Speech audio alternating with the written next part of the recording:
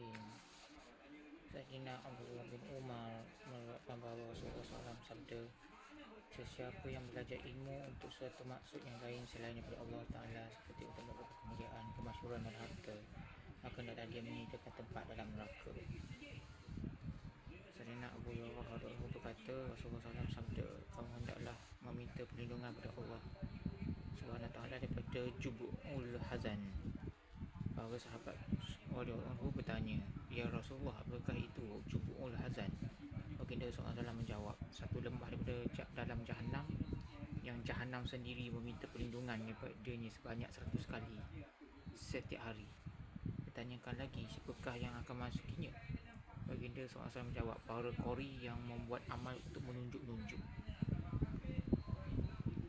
Sayyidina Abdullah bin Abbas mengatakan bahawa Nabi SAW sabda, sesungguhnya akan ada beberapa orang daripada kalangan umatku yang berusaha mendapatkan ilmu dan kefahaman agama serta membaca Al-Quran. Kemudian mereka akan pergi pada pemerintah-pemerintah untuk tujuan pribadi mereka sambil berkata, kita pergi pada pemerintah-pemerintah dan mengambil faedah keduniaan daripada mereka. Namun kita akan terselamat daripada keburukan mereka dengan agama yang ada pada kita. Sedangkan keadaan itu tidak mungkin berlaku sama sekali, yakni pergi jumpa dengan pemerintah untuk tujuan pribadi dan tidak kesal dengan mereka seumpama pokok kotod, sejenis pokok berduri, tidak didapati apa-apa pun daripada pokok itu selain daripada duri. Demikianlah mendekati pemerintah tidak akan mendapati apa-apa selain daripada keburukan. Sayyidina Abu Sa'id radhiyallahu berkata bahawa Rasulullah SAW telah keluar dari rumahnya datang menjumpa kami, sedangkan kami sedang memuzakarah berkenaan Dajjal. Lalu baginda SAW bersabda, apakah patut saya memberitahu kamu perkara yang lebih saya takuti ke atas kamu daripada Dajjal? Kami menjawab, bahkan ya Rasulullah. Baginda SAW sabda, syirik yang tersembunyi, iaitu salah satu contohnya ialah seseorang berdiri untuk menunaikan solat dan dia memperelokkan solatnya kerana ada orang yang sedang melihat dia bersolat. Sayyidina Ubay bin Ka'ab radhiyallahu berkata, Rasulullah SAW sabda, berilah berita gembira kepada umat ini dengan kemuliaan, ketinggian, batuan Allah Ta'ala dan kekuasaan di atas muka bumi. Nikmat-nikmat ini kesemuanya akan berterusan didapati oleh umat ini secara ijtimai. Sedangkan perlakuan Allah Ta'ala terhadap setiap orang bergantung kepada niat masing-masing. Antara itu, sesiapa yang membuat amalan-amalan akhirat dengan tujuan untuk menghasilkan manfaat dunia, maka dia tidak akan mendapat apa-apa bahagian di akhirat. Sayyidina Shaddad bin Aus berkata, saya mendengar Rasulullah SAW sabda, sesiapa yang bersolah untuk menunjuk-nunjuk, sebenarnya dia telah menyekutukan Allah Ta'ala. Sesiapa yang berpuasa untuk menunjuk-nunjuk, sebenarnya dia telah menyekutukan Allah Ta'ala. Dan siapa yang berdekat untuk menunjuk-nunjuk, sebenarnya dia juga telah menyekutukan Allah Ta'ala. Maksudnya orang-orang yang ditunjuk-tunjukkan amalan kepada mereka itu telah dijadikan sebagai sekutu Allah Ta'ala. Dalam keadaan ini, amalan itu bukan lagi untuk Allah Ta'ala, tapi untuk orang-orang yang ditunjukkan. Orang yang membuat amalan sedemikian tidak akan mendapat ganjaran, sebaliknya mendapat azab. Na'udzubillah. Sayyidina Shaddad bin Aus radhiyallahu meriwayatkan bahawa pada suatu ketika beliau menangis. Maka ada orang bertanya, apakah yang telah menyebabkan kamu menangis? Beliau menjawab, saya teringat satu perkara yang telah saya dengar daripada Rasulullah SAW. Perkara itulah yang telah menyebabkan saya menangis. Saya mendengar Rasulullah SAW sabda, saya sangat takut akan syirik dan syahwat yang tersembunyi kat atas umat saya. Sayyidina Shaddad berkata bahawa saya bertanya kepada Nabi SAW, wahai Rasulullah, adakah selepas Tuhan, umat Tuhan akan terlibat dengan syirik lagi? Baginda SAW sabda, ya, namun bukanlah mereka menyembah matahari, tidak juga bulan, batu dan tidak juga berhala. Sebaliknya mereka menunjuk-nunjuk dalam alam mereka. Syahwat yang tersembunyi pula ialah seorang yang berpuasa pada waktu pagi, kemudian dia ditangi sesuatu yang disuka, maka dia membatalkan puasanya, dan dengan cara demikianlah dia memenuhkan syahwatnya. Bismillahirrahmanirrahim. Sayyidina Mu'az radhiyallahu mengatakan bahawa Nabi SAW sabda, akhir zaman nanti akan ada golongan yang bersaudara secara zahir bermusuhan secara batin. Ada orang bertanya, bagaimana keadaan itu boleh terjadi? Baginda SAW bersabda, kerana kepentingan diri masing-masing mereka bersaudara secara zahir, dan kerana keadaan saling takut antara mereka, maka mereka saling bermusuhan secara batin. Maksudnya ialah asas keadaan bermusuhan dan berkawan antara manusia pada manusia itu ialah kepentingan diri, bukannya untuk mencari keredaan Allah Ta'ala. Sayyidina Sayyidina Abu Musa Asy'ari radhiyallahu berkata, pada satu hari Rasulullah SAW berkhutbah kepada kami. Baginda SAW sabda, wahai manusia, hindarkanlah syirik ini, riak, kerana ia lebih tersembunyi daripada bunyi semut merangkak. Soalan telah timbul dalam hati seorang dan dia telah bertanya, bagaimana kami boleh menghindarkannya sedangkan ia lebih tersembunyi daripada bunyi semut merangkak. Baginda SAW bersabda, bacalah, Allahumma inna na'udzubika min an nusyrika bika syai'an na'lamu wa nastaghfiruka lima la na'lamu. Yang maksud, ya Allah, sungguh kami berlindung denganmu daripada syirik yang kami tahu, dan kami memohon keampunanmu daripada syirik yang kami tak mengetahuinya. Sayyidina Abu Barzah mengatakan bahawa Nabi SAW sabda, sesungguhnya aku bimbang kamu akan ikut nafsu syahwat yang menyesatkan yang berkaitan dengan perut dan kemaluan kamu, seperti memakan makanan yang haram, berzina, dan mengikut hawa nafsu yang menyesatkan kamu dari jalan yang benar.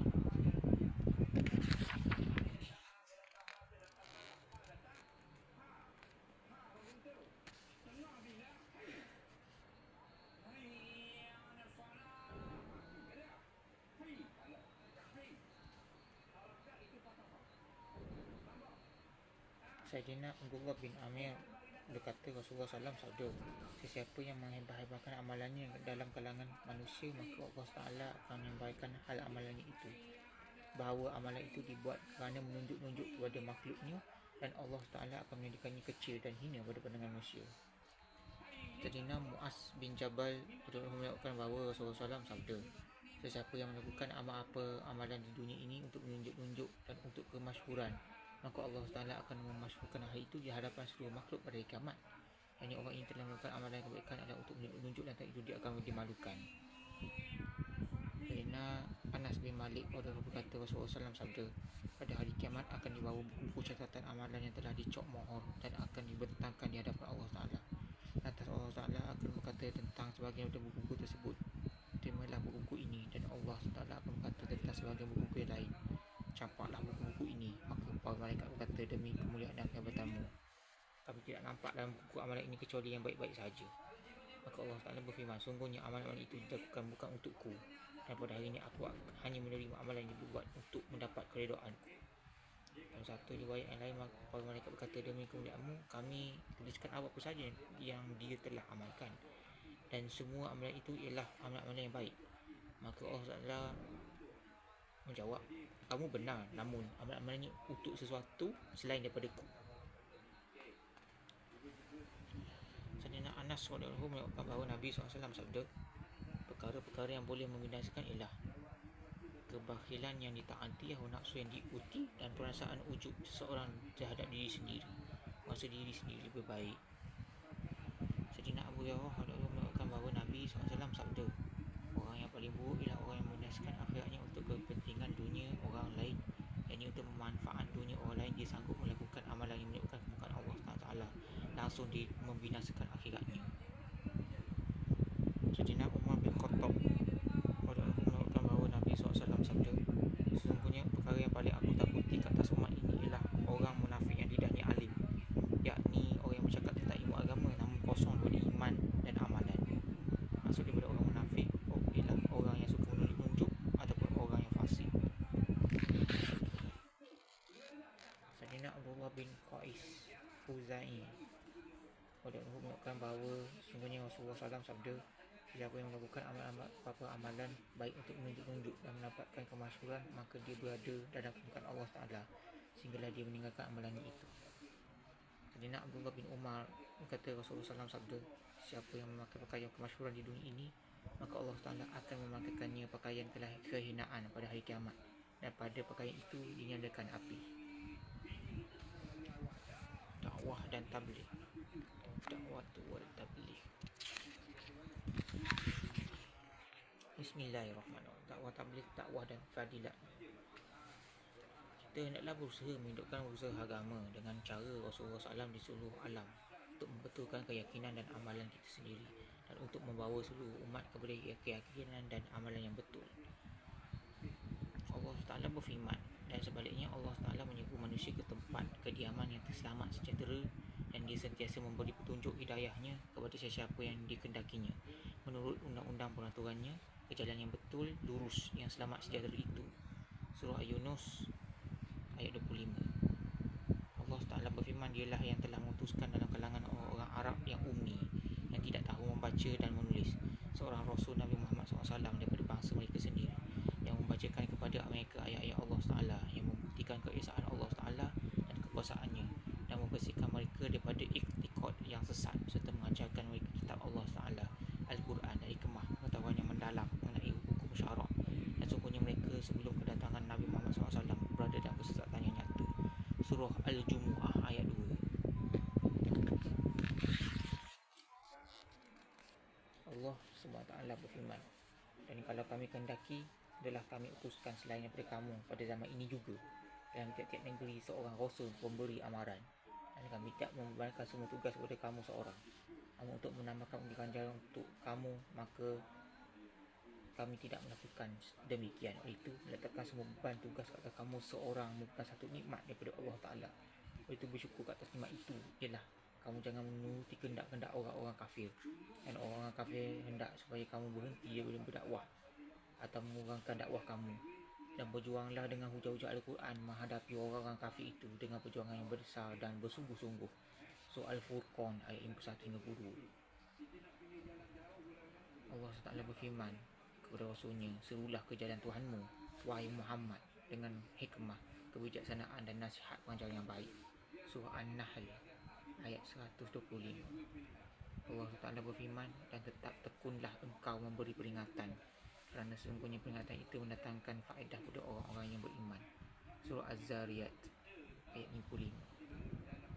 Allah SWT berfirman, wahai orang yang berselimut, bangunlah serta berilah peringatan dan amaran kepada umat manusia dan Tuhanmu, maka ucaplah dan ingatlah kebesarannya. Surah Al-Mudaththir ayat 1-3. Allah SWT berfirman, jangan-jangan pula engkau, wahai Muhammad, membinasakan dirimu kerana menanggung duka cita lantaran mereka tidak menjadi orang yang beriman. Surah Asy-Syu'ara ayat 3. Allah SWT berfirman, sesungguhnya telah datang kepada kamu seorang Rasul daripada golongan kamu sendiri, iaitu Nabi Muhammad SAW, yang menjadi sangat berat padanya sebarang kesusahan yang tanggung oleh kamu, yang sangat melobakan, inginkan kebaikan untuk kamu, dan ia pula menumpahkan perasaan belas serta kasih sayangnya kepada orang yang beriman. Surah At-Taubah ayat 18. Allah Ta'ala berfirman, oleh itu janganlah engkau membinasakan dirimu, wahai Muhammad, kerana menanggung duka cita dari kesertaan mereka. Surah Al-Fatih ayat 8. Allah Ta'ala berfirman, sesungguhnya kami telah mengutus Nabi Nuh AS kepada kaumnya dengan berfirman kepadanya, berikanlah peringatan dan amaran kepada kaummu sebelum mereka ditentangi azab yang tidak terperi sakitnya. Dia pun menyeru mereka dengan berkata, wahai Tuhanku, sesungguhnya aku ini diutuskan kepada kamu sebagai pemberi peringatan dan amaran yang nyata, iaitu sembahlah kamu akan Allah Ta'ala dan bertakwalah kepadanya, sertalah kamu kepadaku, supaya Allah Ta'ala mengampunkan sebahagian daripada dosa-dosa kamu dan memberi kamu hidup dengan tidak terkena azab hingga ke suatu masa yang tertentu. Maka segeralah beribadat bertakwa, kerana sesungguhnya ajal telah ditetapkan oleh Allah Ta'ala. Apabila sampai masanya, tidak dapat ditangguhkan. Jika kamu mengetahui hakikat ini, tentulah kamu segera beriman. Setelah puas menyeru mereka, Nabi Nuh AS berdoa dengan berkata, wahai Tuhanku, aku telah menyeru kaumku malam dan siang supaya mereka beriman. Maka seruanku itu tidak memberikan mereka suatu faedah pun selain daripada menambahkan mereka menaikkan diri dari kebenaran. Dan sesungguhnya aku setiap kali menyeru mereka agar mereka beriman, supaya engkau mengampunkan dosa-dosa mereka. Mereka menyumbatkan telinga-telinga mereka dengan jari masing-masing dan berselubung dengan pakaian serta berdegil dengan keikaran dan berlaku sombong takabur dengan melampau-lampau. Kemudian aku telah menyeru mereka dengan terang-terangan.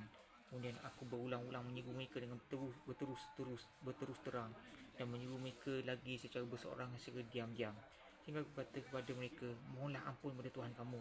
Sesungguhnya dia adalah Maha Pengampun.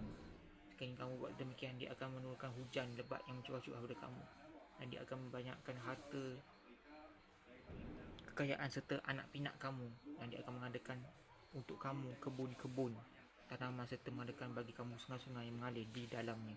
Mengapa kamu masih tidak percaya kepada kebesaran Allah SWT dan kekuasaannya? Padahal sesungguhnya dia telah menciptakan kamu dengan kejadian yang berperingkat-peringkat. Tidakkah kamu perhatikan bagaimana Allah Ta'ala telah menciptakan 7 langit yang bertingkat-tingkat? dan yang menjadikan padanya bulan sebagai cahaya serta menjadikan matahari sebagai lampu yang terang benderang. Allah Ta'ala juga telah menciptakan kamu daripada tanah dengan menciptakan Adam AS dengan sebaik-baiknya. Kemudian dia mengambilkan kamu dalam bumi sudah mati dan mengeluarkan kamu darinya sesudah dihidupkan semula untuk dihitung amalan kamu dan diberi balasan dengan sebenar-benarnya. Dan Allah SWT telah menjadikan bumi bagi kamu sebagai hamparan supaya kamu melalui jalan-jalan yang luas padanya. Surah Nuh ayat 1 hingga 20.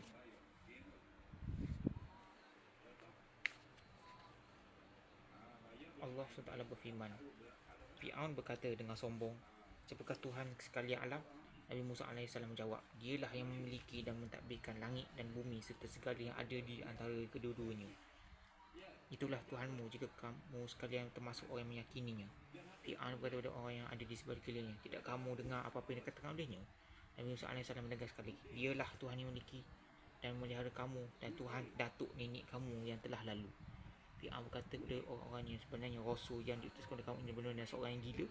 Musa berkata lagi, "Dialah yang memiliki dan menguasai timur dan barat serta segala yang ada di antara kedua-duanya jika kamu orang yang berakal, tentulah kamu memahaminya." Surah Asy-Syu'ara ayat 23-28. Pada bahagian yang lain Allah Taala menerangkan tentang kisah dakwah Nabi Musa AS sebegini. Fir'aun berkata, "Jika demikian, siapakah Tuhan kamu wahai Musa?" Nabi Musa AS menjawab, "Tuhan kami telah memberikan kepada setiap sesuatu bentuk kejadian yang sesuai dengannya. Kemudian dia memberinya petunjuk fitrah kehidupannya." Fir'aun bertanya lagi, "Jika demikian, bagaimana pula keadaan kaum-kaum telah lalu?" Nabi Musa AS menjawab, "Pengetahuan mengenainya ada di sisi Tuanku, tertulis dalam sebuah kitab Lauh Mahfuz. Tuhan tidak pernah keliru dan dia juga tidak pernah lupa. Dia menjadikan bumi bagi kamu sebagai hamparan dan dia telah mengadakan bagi kamu padanya jalan-jalan. Dan dia juga telah menurunkan hujan dari langit." Surah Toha ayat 49 hingga 53. Allah SWT berfirman, "Sesungguhnya kami telah mengutuskan Nabi Musa AS pada masa yang lalu dengan membawa ayat-ayat kami, mukjizat-mukjizat sebanyak 9 jenis. Sambil kami berfirman, hendaklah engkau mengeluarkan kaummu daripada kegelapan kekufuran kepada cahaya keimanan. Dan ingatkanlah mereka dengan hari-hari Allah Ta'ala, nikmat-nikmatnya. Sesungguhnya yang demikian itu mengandungi tanda-tanda yang menunjukkan kuasa Allah Ta'ala bagi setiap orang yang kuat bersabar lagi banyak bersyukur." Surah Ibrahim ayat 5.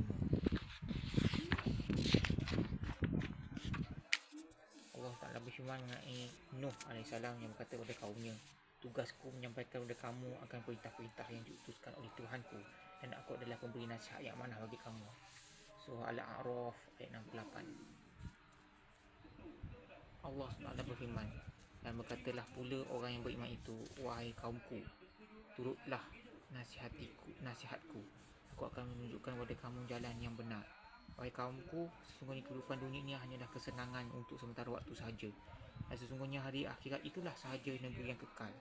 Siapa yang mengerjakan suatu perbuatan jahat, maka dia hanya dibalas dengan kejahatan yang setimpal dengannya. Siapa yang mengerjakan amal soleh, sama ada daripada kalangan lelaki atau wanita, sedangkan dia seorang yang beriman, maka mereka itu akan masuk ke syurga serta mereka diberi rezeki yang tidak terhitung banyaknya di dalam syurga itu. Wahai kaumku, apa keadaan kamu? Aku mengajak kamu kepada keselamatan, tapi kamu pula mengajakku ke neraka. Kamu mengajakku supaya aku mengkufuri Allah Ta'ala dan mempersekutukannya dengan apa-apa yang aku tidak memiliki pengetahuan mengenai padaku. Mengajak kamu beriman kepada Allah Ta'ala yang maha perkasa lagi maha pengampun. Tidak syak lagi bahawa makhluk-makhluk yang kamu ajak aku menyembah mereka itu tidak dapat menyahut sebarang seruan sama ada di dunia ataupun di akhirat. Dan sungguhnya tempat kembali kita semua ialah pada Allah Ta'ala. Dan sebenarnya orang yang melampaui batas, yakni orang yang kafir, itulah ahli neraka. Sebenarnya kamu masih berdegil sekarang, maka kamu sudah pasti akan ingat ketika melihat azab apa-apa yang aku katakan kepada kamu. Dan aku sentiasa menyerahkan urusanku kepada Allah Ta'ala untuk memeliharaku. Sesungguhnya Allah Ta'ala maha melihat akan keadaan hamba-hambanya. Maka dengan itu diselamatkan oleh Allah Ta'ala daripada rancangan jahat mereka untuk membunuhnya. Dan Fir'aun bersama-sama kaumnya ditimpa azab yang buruk, yang ditenggelamkan di laut. Surah Al-Mu'min ayat 38-45. Allah Ta'ala berfirman, Luqman AS berkata dalam memberi nasihat kepada anaknya, "Wahai anak sayangku, jadikanlah solat dan suruhlah manusia berbuat kebaikan. Setelahlah manusia daripada melakukan perbuatan yang mungkar dan bersabarlah atas segala bala bencana yang menimpamu.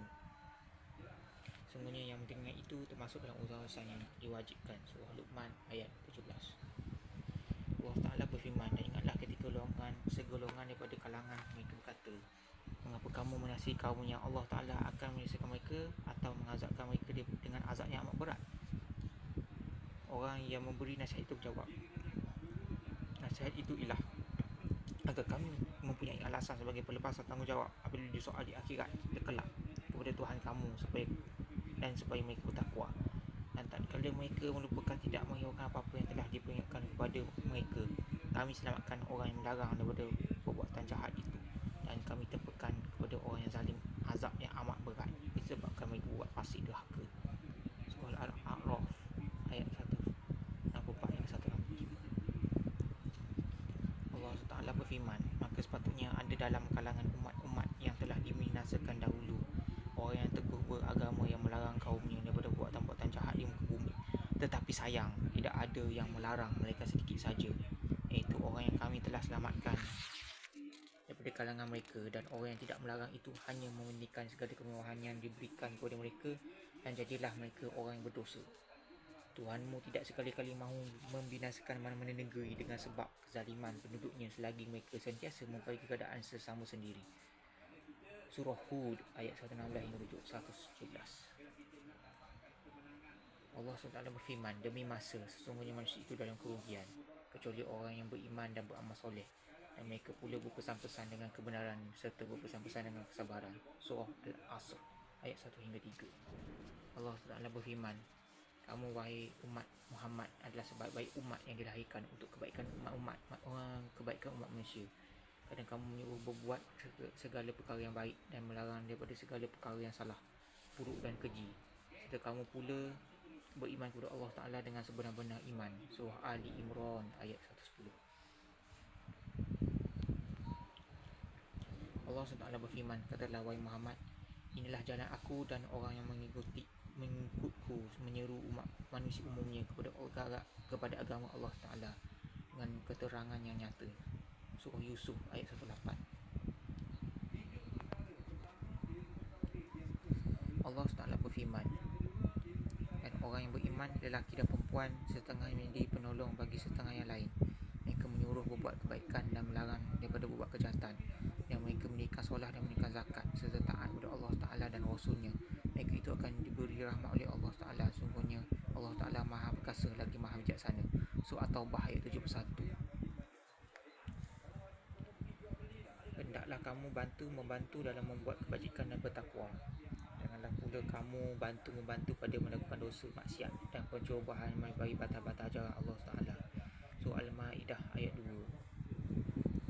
Allah Ta'ala berfirman, tidak ada seorang pun yang lebih baik perkataannya daripada seorang yang meniru kepada mengesahkan dan mematuhi perintah Allah Ta'ala serta dia sendiri menjaga amal yang soleh. Kami berkata, sesungguhnya aku tergolong daripada kalangan orang Islam yang patuh kepada Allah Ta'ala. Tidaklah sama kesan dan hukum perbuatan yang baik dan perbuatan yang jahat. Tolaklah kejahatan itu, tujukan kepadamu dengan cara yang terbaik.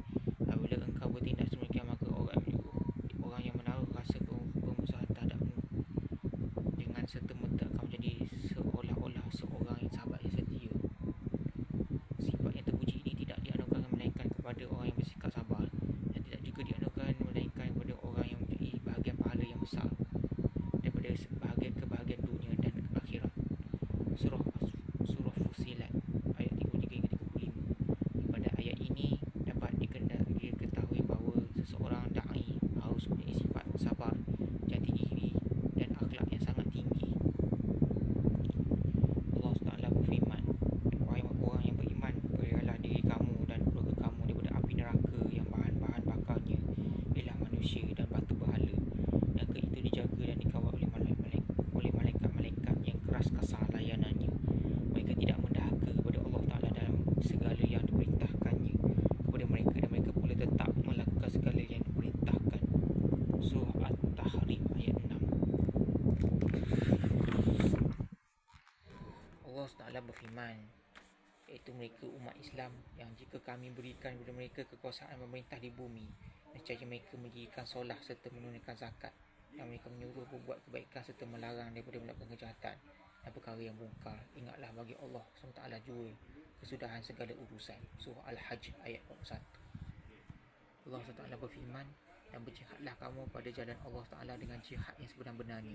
Dialah yang memilih kamu untuk menjalankan keseluruhan agamanya, dan dia tidak menyediakan kamu menanggung suatu bebanan dan susah payah dalam perkara agama, sebagaimana agama bapa kamu Ibrahim.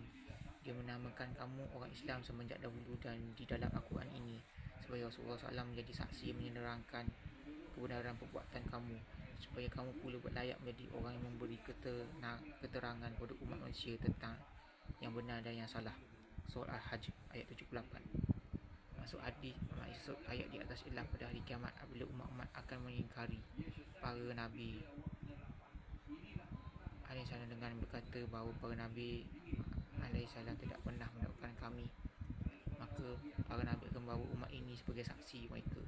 Umat ini akan memberi penyaksian mereka dengan mengatakan bahawa sungguhnya para nabi alaihissalam menjalankan kerja dakwah dan tabligh.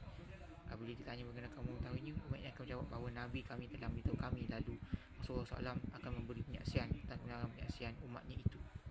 Sebagian ulama tafsir pula menerangkan ayat ini sedemikian. Allah Ta'ala berfirman, kami memilih kamu supaya Rasul memberitahu kamu dan mengajar kamu, dan kamu pula memberitahu dan mengajar orang lain.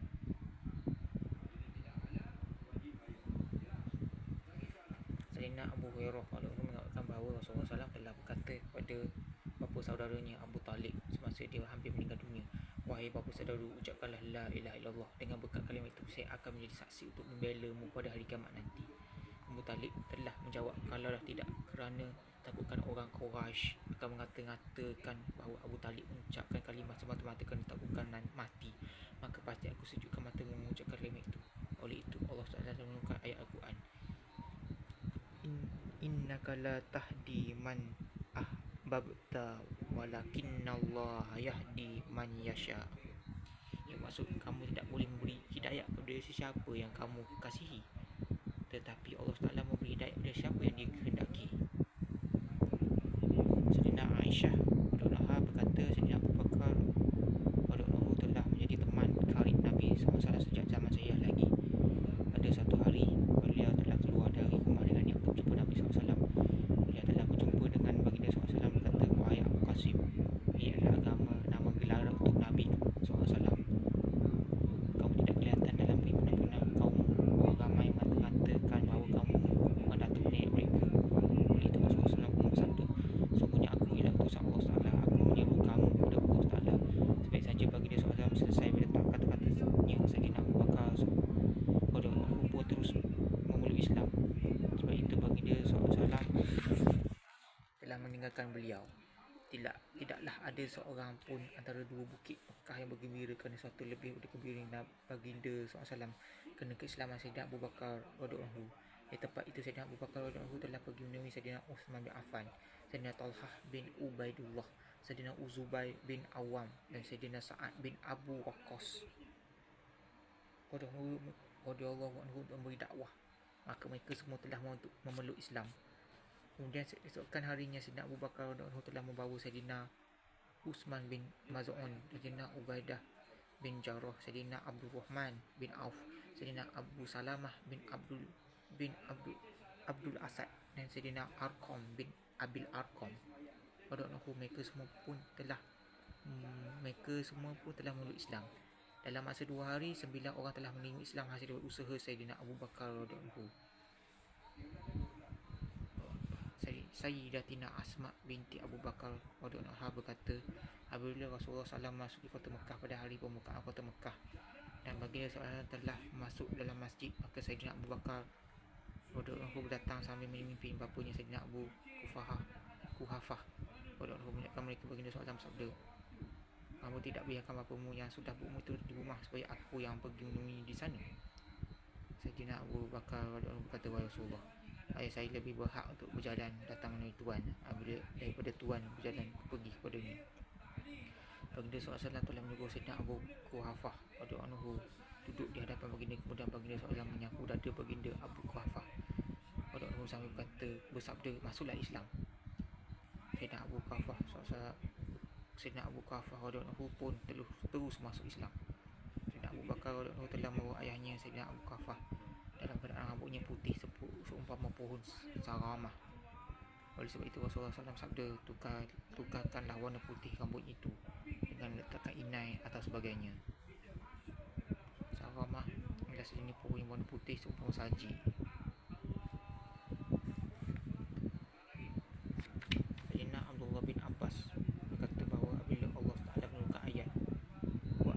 anzir ashiratakal aqrabin. Maksudnya kamu beri peringatan kepada ahli keluarga kamu yang terdekat. Maka Rasulullah SAW telah pergi ke Bukit Safa lalu naik ke atas bukit itu. Kemudian baginda SAW menyebut ya Sobahah, yakni wahai manusia, esok pagi musuh kemenangan kamu, maka berkumpullah di sini sekarang. Esok itu orang ramai berkumpul pada baginda SAW.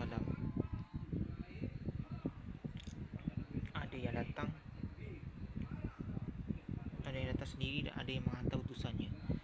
Lalu Rasulullah SAW pun bersabda, wahai Bani Abdul Muttalib, wahai Bani Fiqh, wahai Bani Ka'ab, apa pendapat kamu sekiranya aku beritahu kamu bahawa ada satu kata terkuda di belakang bukit ini yang akan menyerang kamu? Jika kamu akan menggunakan kata-kataku? Mereka semua jawab ya. Lalu baginda SAW sabda, aku ialah seorang yang memberi peringatan kepada kamu sebelum datangnya azab yang dahsyat. Maka Abu Lahab, semoga dia dilaknati Allah SWT, pun berkata, binasalah kamu selamanya. Adakah hanya untuk perkara ini kamu memanggil kami semua? Oleh sebab katanya itulah Allah Ta'ala telah menurunkan ayat tabat tiada Abi Lahab yang watab. Bermaksud telah binasa kedua tangan Abu Lahab dan dia sendiri telah binasa.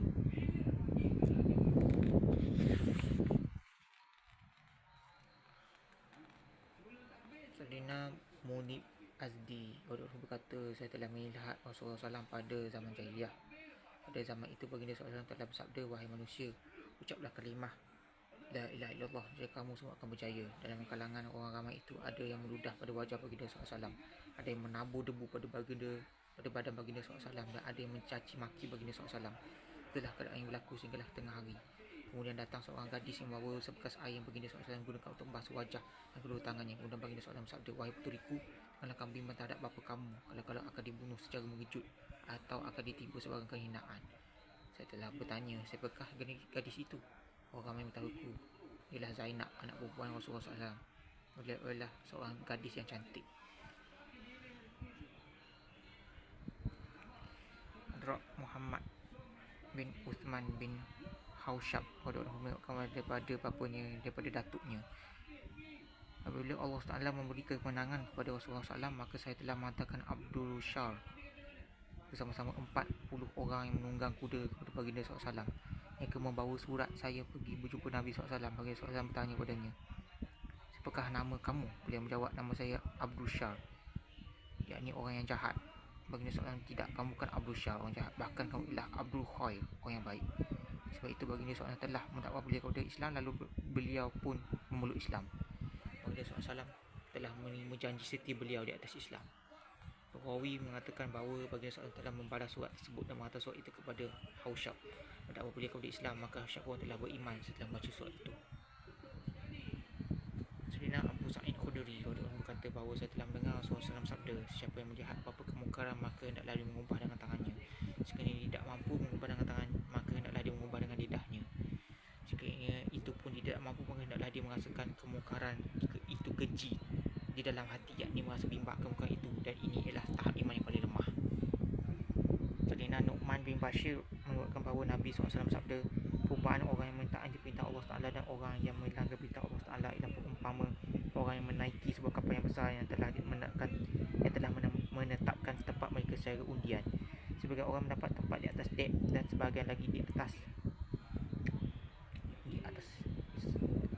sebahagian lagi di bahagian bawah. Apabila orang-orang yang di bawah itu memerlukan air, mereka akan pergi ke atas lalu berjalan di jalan orang yang berada di atas. Orang yang di bawah itu berfikir, jika kita melubangi bahagian kita, yakni bahagian bawah ini, supaya kita perlu pergi ke atas sebaliknya dapat menamai air terus dari lubang itu, dan kita tidak akan menyusahkan orang yang di atas, maka alangkah baiknya sekiranya orang-orang yang di atas menyediakan orang-orang yang di bawah dengan keadaan mereka itu dan tidak mencegah mereka daripada berpendapat sedemikian, dan mereka membuat lubang itu, maka mereka semuanya akan karam. Jika orang-orang yang di atas itu memegang tangan-tangan orang-orang yang di bawah, menahan mereka daripada melubangi bahagian mereka, maka mereka sendiri serta semua penumpang yang lain akan selamat. Dalam hadis ini, dunia telah diumpamakan seperti sebuah kapal yang semua penumpangnya pasti saling terkesan dengan kesalahan penumpang yang lain. Penduduk seluruh dunia adalah seumpama satu kaum yang menumpang di atas sebuah kapal. Dan kapal itu ada orang yang taat, ada juga orang yang tidak taat. Jika keadaan tidak taat berleluasa, maka bukan sekadar orang-orang yang melakukan tindakan itu saja yang akan mendapat kesannya, bahkan seluruh kaum di seluruh dunia untuk mendapat kesannya. Oleh sebab itu, untuk menyelamatkan kehidupan insan daripada kemusnahan, maka sangat penting untuk mencegah kependakaan terhadap Allah Ta'ala. Sekiranya tidak dilakukan demikian, maka mungkin seluruh insaniah akan terperangkap dalam azab Allah Ta'ala. Na'udzubillah min zalik. Sayyidina Urs bin Amirah radhiyallahu berkata bahawa Rasulullah SAW sabda, disebabkan keburukan yang dilakukan oleh sebagian orang, Allah SWT tidak akan mengazab semua orang, tapi Allah SWT akan mengazab semua sekali apabila orang yang taat tidak berusaha menghalang orang yang tidak taat, walaupun mereka mampu buat demikian. Sayyidina Abu Bakrah radhiyallahu meriwayatkan dalam satu hadis yang panjang bahawa Rasulullah SAW sabda di akhir satu khutbah yang disampaikan oleh baginda SAW semasa melakukan haji wida pada tanggal 10 Zulhijjah di Mina, bukankah aku telah sampaikan kepada kamu hukum hakam Allah Ta'ala? Para sahabat berkata, ya, Tuhan telah sampaikan. Lalu Rasulullah SAW sabda, ya Allah, jadilah saksi di atas pengakuan mereka ini. Kemudian Rasulullah SAW bersabda, hendaklah orang yang ada di sini menyampaikan kepada sesiapa yang tidak ada, kerana ada kadang-kadang orang yang disampaikan itu lebih mengerti dan lebih memahami daripada orang yang menyampaikan. Sahih Bukhari. Dalam hadis ini, satu perkara telah diberi penekanan, itu apa-apa sahaja perkara yang seseorang itu dapati daripada Allah Ta'ala dan Rasulullah SAW, janganlah dia berasa cukup untuk dirinya sendiri saja, bahkan hendaklah dia menyampaikan perkara itu kepada orang lain, kerana ada kemungkinan orang lain itu dapat mengerti lebih baik daripadanya. Sayyidina Huzaifah bin Yaman mengatakan bahawa Nabi SAW sabda, demi Tuhan yang nyawaku dalam genggamannya, sesungguhnya hendaklah kamu terus menjalankan amir bil ma'ruf dan nahi anil munkar. Sekiranya tidak, maka tidak lama lagi Allah SWT akan mengazab kamu, lalu kamu akan berdoa kepadanya tapi tidak akan menerima doa kamu. Sayyidatina Zainab binti Jahsh mengatakan bahawa beliau berkata kepada Rasulullah SAW, Rasulullah, adakah mungkin kami akan binasa diazab sedangkan dalam keadaan kami masih ada orang yang soleh? Baginda SAW menjawab, iya, apabila keburukan berleluasa. Sayyidina Anas berkata, ada seorang budak Yahudi yang selalu berkhidmat dengan Nabi SAW. Pada suatu hari dia telah jatuh sakit, lalu baginda SAW pergi menziarahinya. Baginda SAW telah duduk hampir dengan kepalanya, lalu bersabda, masuklah Islam. Lalu budak itu memandang ke arah ayahnya yang ada di situ. Ayahnya berkata, taatilah Abu Qasim, Nabi Muhammad SAW. Dan tahun itu dia pun memeluk Islam. Maka Nabi SAW pun keluar sambil bersabda, segala puji bagi Allah Ta'ala yang telah menyelamatkan daripada api neraka. Sadaqallahul Azim.